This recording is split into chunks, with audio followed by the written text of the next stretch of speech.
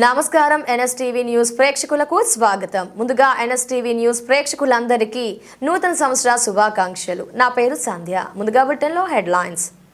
Metpally circle పరిధిలోని మెట్పల్లి మండలం మరియు ఇబ్రాహీంపట్నం మల్లాపూర్ మండల గ్రామాల ప్రజలకు మా పోలీస్ పక్షాన నూతన సంవత్సర శుభాకాంక్షలు తెలియపరచుచున్నాను.